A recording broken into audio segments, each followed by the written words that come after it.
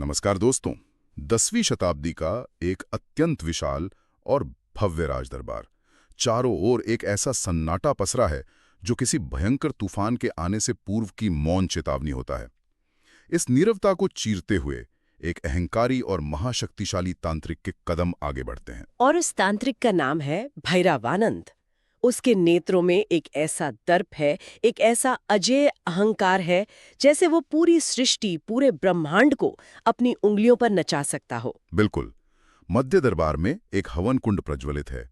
उस कुंड से सघन, अत्यंत रहस्यमयी धुआं उठ रहा है। तंत्र के जटिल मंत्रों की गूंज और उस मायावी धुएं के बीच अचानक शून्य में से एक आकृति आकार लेने लगती है। एक अत्यंत मनमोहक, श्वेत और सुकोमल राजकुमारी, जिसका रूप कपूर की भांति उज्ज्वल और पवित्र है। और इसी उज्ज्वलता के कारण उसका नाम है कर्पूर मंजरी। आज हमारे समक्ष महाकवि राजशेखर द्वारा रचित इसी कर्पूर मंजरी का वृत्तांत है। ये कोई साधारण प्रेम कथा नहीं है। इसमें तंत्र की माया है, एक महारानी की भयंकर ईर्ष्या है और एक राजा का महाछल है। सत्य कहा आपने।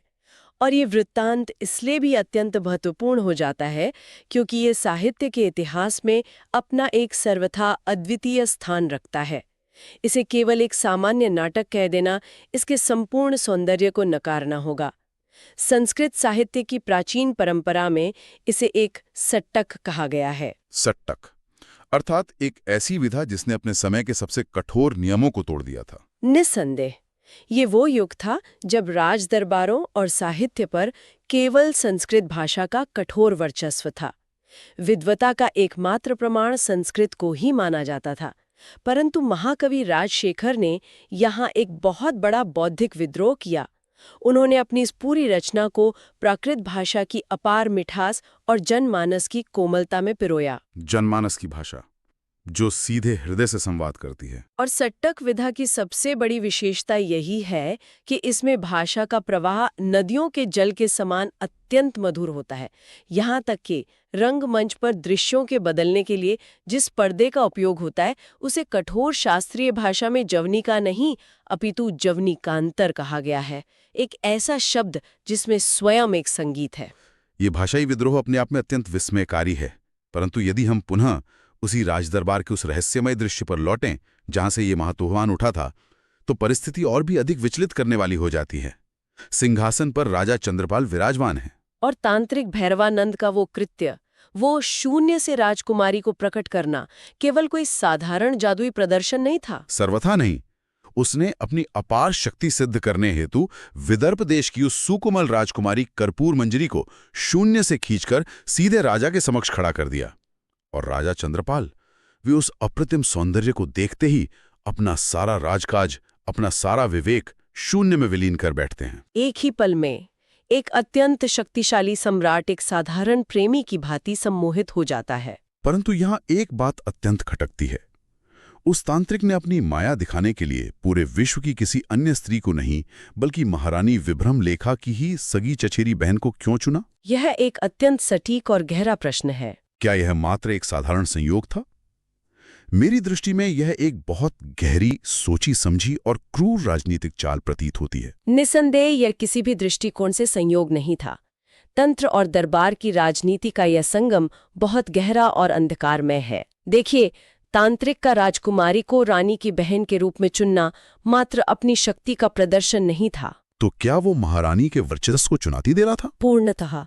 वास्तव में यह सत्ता और भावनाओं के उस अत्यंत नाजुक संतुलन को तोड़ने का एक निर्दयी प्रयास था जो महारानी ने वर्षों के कठोर संघर्ष से बनाकर रखा था। राजमहल में महारानी की शक्ति का मुख्य स्रोत उनका राजा पर प्रभाव और उनका अपना वंश था। और उनकी ही चचेरी बहन को उनके समक्ष एक प्रबल प्रतिद्वंद्वी के रूप में खड़ा कर देना। महारानी के राजनैतिक और व्यक्तिगत दोनों ही दुर्गों पर एक सीधा और घातक प्रहार था। राजमहल अब एक शांत निवास नहीं, बल्कि एक भयंकर रणभूमि में परिवर्तित होने वाला था, जहां अस्त्र शस्त्र नहीं, बल्कि भावनाएं और षड्यंत्र टकराने वाले थे। और इस घातक प्रहार का परिणाम अत्यंत तीव्र और विनाशकारी होना ही था। महारानी विभ्रमलेखा को जैसे ही राजा के इस नए आकर्षण का भान होता है, उनके भीतर ईर्ष्या और असुरक्षा की एक भीषण अग्नि धधक उठती है। एक ऐसी अग्नि जो किसी भी राजमहल को भस्म कर सकती है। वे तनिक भी विलंब नहीं करती। वे अपनी संपूर्ण राजसत्ता का उपयोग करते हुए उस सुकोमल कर्पूर मंजरी को राजमहल के एक अत्यंत गुप्त, अंधकारमय और दुर्गम कारागार में तुरंत बंदी बना लेती हैं। उसके कोमल हाथों में भारी बेड़ियां डाल दी जाती हैं। सतह से देखने पर महारानी का ये कदम बहुत क्रूर और निर्दयी प्रतीत होता है। यदि हम सामान्य कथाओं की दृष्टि से देखें तो महारानी को तुरंत एक प्रतिनायिका मान लिया जाता है जो एक युवा और सुंदर कन्या पर अत्याचार कर रही है। परंतु यही मैं एक वैचारिक चुनौती रखना चाहूंगा। अवश्य। क्या महारानी को मात्र एक खलनायिका मान लेना न्याय संगत है? यदि हम उनके दृष्टिकोण से इस पूरी परिस्थिति का अवलोकन करें तो क्या वे केवल अपने वैवाहिक जीवन, अपने अधिकारों और अपने आत्मसम्मान की रक्षा के लिए संघर्ष नहीं कर रही थी? यह एक बहुत ही मानवीय और सत्य दृष्टिकोण है। एक स्त्री जिसने अपना संपूर्ण जीवन उस साम्राज्य और उस राजा को समर्पित कर दिया, वो अचानक एक तांत्रिक के छल के कारण अपनी सत्ता छीनते हुए कैसे देख सकती है? उनका ये प्रचंड क्रोध वास्तव में उनकी गहरी असुरक्षा और उनके अगाध प्रेम का ही एक अत्यंत उग्र और विवश रूप है। मैं इस बात से पूर्णतः सहमत हूँ। महारानी का वह कदम उनके अपने अस्तित्व और अपनी राजनीतिक पहचान की रक्षा का एक हताश प्रयास था। प्राचीन काल में महारानी का पद केवल एक घरेलू संबंध नहीं होता था, वो एक बहुत बड़ी राजनीतिक संस्था होती थी। बिल्कुल। राजा का किसी अन्य स्त्री की ओर झुकना सीधे तौर पर महारानी के प्रभाव को क्षीण करता था। इसलिए कर्पूरम मंजरी को कारावास के घोर अंधकार में धकेलना एक राजनीतिक आवश्यकता भी बन गई थी। परंतु सत्ता की बेड़ियां और कठोर पहरे, क्या ये कभी प्रेम या आकर्षण के मार्ग को पूर्णतः अवरुद्ध कर पाते हैं? इतिहास साक्षी है कि ऐसा कभी नहीं हो सका। नियति और राजमहल की वास्तुकला दोनों का अपना ही एक रहस्यमयी मार्ग होता है। महारानी के अत्यंत कठोर पहरे और उस अंधकारमय कारागार की मजबूत दीवारों के बावजूद ये कथा एक अत्यंत चतुर और रोमांचक मोड़ लेती है। और यहीं प्रवेश होता है राजा के सबसे घनिष्ठ मित्र का। राजा का विदूषक राजमहल की नींव अपने भीतर अनेक रहस्य समेटे हुए थी। वो विदूषक महल के तलघर में छिपी एक अत्यंत प्राचीन और गुप्त सुरंग खोज निकालता है। ये गुप्त सुरंग इस पूरी कथा का एक अत्यंत रोचक प्रतीक है। प्राचीन भारतीय राजमहलों का निर्माण ही कुछ इस प्रकार किया जाता था कि युद्ध या संकट की स्थिति में राज परिवार की रक्षा के लिए सुरक्षित मार्ग उपलब्ध हों। परंतु यहाँ उस सैन्य और रणनीतिक सुरंग का उपयोग एक सर्वथा भिन्न और रहस्यमयी भेंट के लिए किया जा रहा था। सत्य कहा। यह सुरंग जो सदियों से अंधकार और सन्नाटे में डूबी थी, अब राजा चंद्रपाल और बंदी राजकुमारी कर्पूर मंजरी की गुप्त भेंटों का मूक साक्षी बन जाती है। पहरेदारों की पैनी दृष्टि से बचकर मृत्यु के निरंतर भय के साए में उस अंधियारी सुरंग में जो संवाद और मिलन होता है, वह इस कथा को भय और रहस्य के एक अद्भुत संगम में परिवर्तित कर देता है। क्षण भर का मिलन और फिर महारानी के गुप्तचरों द्वारा पकड़े जाने का असीम भय, यह एक अत्यंत सघन परिस्थिति निर्मित करता है। और ये लोका छिपी का खेल, जहां सत्ता का अंधकार और छिपकर मिलने का उल्लास साथ साथ चलते हैं, एक अद्भुत हास्यपूर्ण भ्रम का जाल भी बुनता है।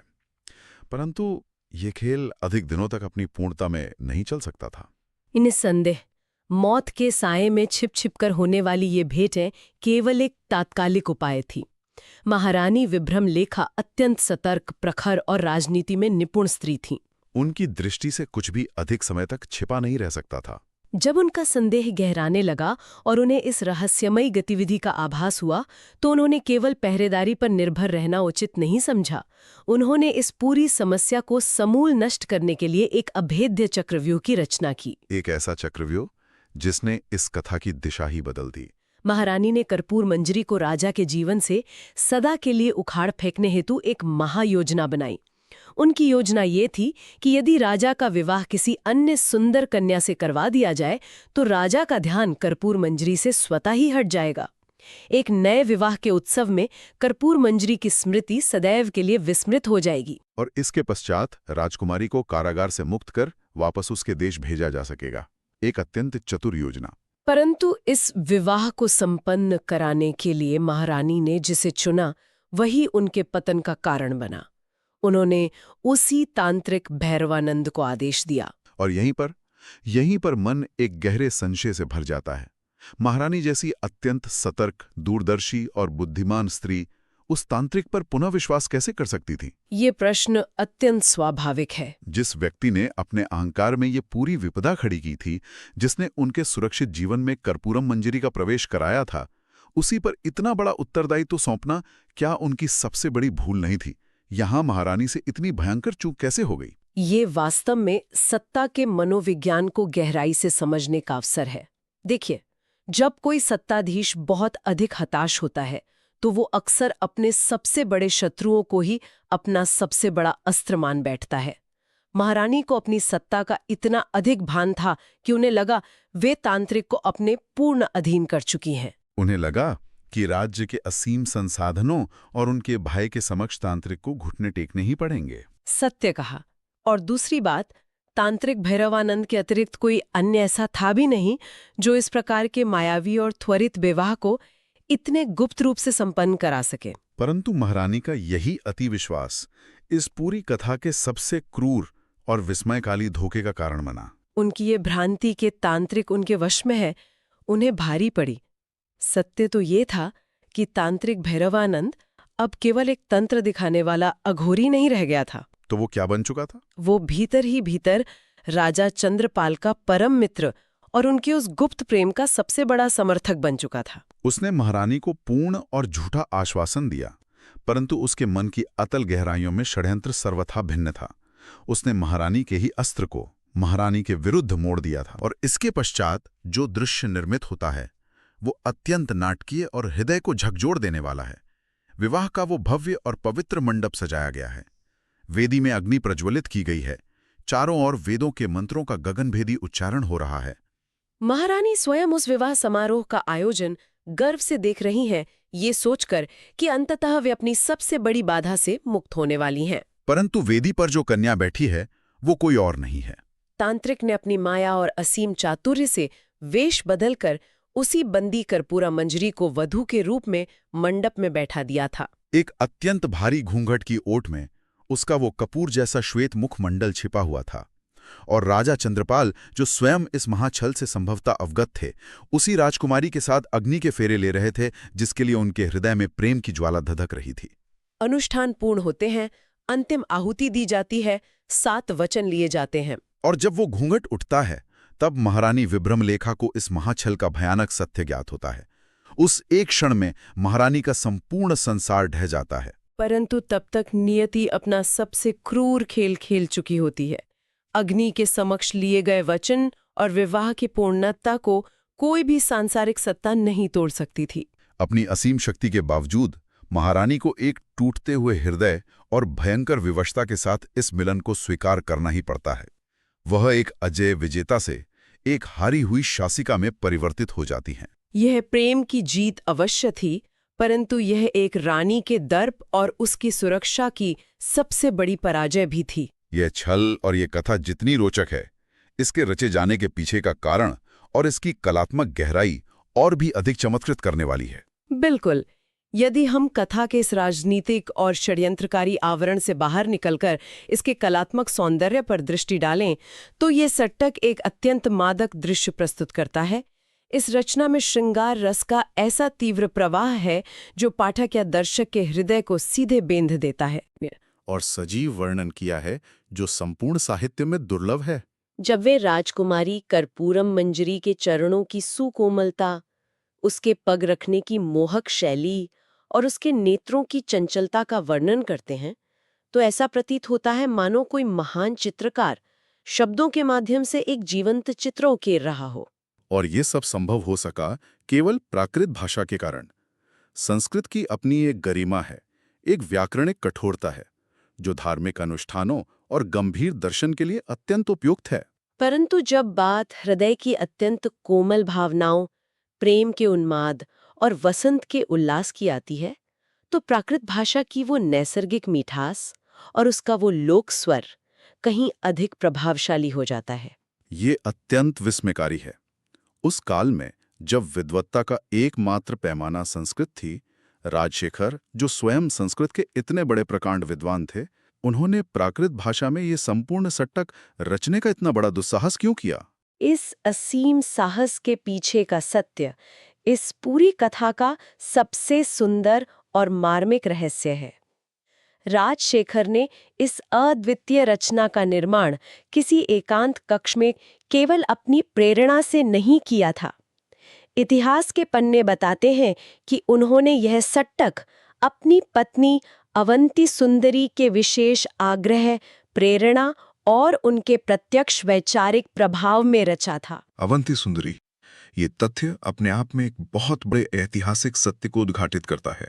निस्संदेह प्रायः प्राचीन भारत के इतिहास को लेकर एक भ्रांति रहती है कि उस कालखंड में स्त्रियां केवल राजमहलों की शोभा या श्रृंगार का साधन मात्र थीं। परंतु अवंती सुंदरी का ये प्रसंग इस बात का अकाट्य प्रमाण है कि वे इतनी विदुषी, ज्ञानी और कला मर्मज्ञ थीं कि महान साहित्यों की भाषा और उसकी दिशा तय करने की सामर्थ्य रखती थीं। प्राकृत के मिठास का चयन वास्तव में अवंती सुंदरी की उस गहरी और जनवादी दृष्टि का ही परिणाम था। वे संभवतः यह भली भांति जानती थीं कि साहित्य को शास्त्रीय कठोरता की बेड़ियों से निकालकर जनमानस की स्वाभाविक भावनाओं तक ले जाने के लिए प्राकृत ही एकमात्र साधन है। इसका अर्थ यह है कि कर्पूर मंजरी की यह कथा केवल एक राजा और राजकुमारी के मिलन की कथा नहीं रह जाती। यह उन सभी विदुषी स्त्रियों के बौद्धिक पराक्रम की विजय गाथा बन जाती है, जिन्होंने पर्दे के पीछे रहकर साहित्य और समाज की चेतना को गढ़ा। सत्य कहा आपने। कला का परम उद्देश्य केवल नैतिकता के पाठ पढ़ाना या सही गलत का निर्णय करना नहीं होता। इसका परम उद्देश्य वो असीम आनंद प्रदान करना है जो इस कथा ने सदियों से अनगिनत पीढ़ियों को दिया है। और जब हम इस ग्रंथ के पन्नों से गुजरते हैं तो हमें उस तांत्रिक के धुएं, उस गुप्त सुरंग के घने अंधकार और विवाह मंडप की अग्नि के पार एक स्त्री का वो मौन परंतु अत्यंत शक्तिशाली स्वर सुनाई देता है, जिसने इस पूरी रचना की नींव रखी। अवंती सुंदरी का वो अमर स्वर। ये हम सभी के लिए एक अत्यंत गहरा और विचारणीय प्रश्न छोड़ जाता है। इतिहास के उन धुंधले पन्नों में अवंती सुंदरी जैसी न जाने कितनी और महान विदुषी स्त्रियां होंगी। न जाने कितने ऐसे महान ग्रंथ, कितने ऐसी कालजयी रचनाएं होंगी जिन्हें आज हम केवल पुरुष रचनाकारों के नाम से जानते हैं। परंतु उनके सृजन के पीछे, उनके विचार की उत्पत्ति में किसी मौन और गुमनाम स्त्री की प्रज्ञा, उसकी असीम कल्पना और उसका बौद्धिक संघर्ष छिपा होगा। उस तांत्रिक के हवन कुंड से उठने वाला धुआं तो सदियों पहले शांत हो गया, परंतु इतिहास के पन्नों में स्त्रियों के वास्तविक योगदान को छिपाने वाला जो भ्रम का धुआं है, क्या वो आज भी हमारे आसपास जीवित नहीं है? इस पर विचार अवश्य कीजिएगा। श्रोताओं से विनम्र अनुरोध है, यदि इस अद्भुत कथा, इस महाछल और राजशेखर के इस जादुई संसार ने हृदय को छुआ हो तो इस वीडियो को लाइक करें, अपने मित्रों के साथ साझा करें और अपने विचार टिप्पणी के रूप में अवश्य लिखें। चैनल की सदस्यता लेना ना भूलें। क्या आप भविष्य में राजशेखर की एक और महान कृति काव्य मीमांसा का वृत्तांत भी इसी प्रकार सुनना चाहेंगे? हमें अवश्य बताएं।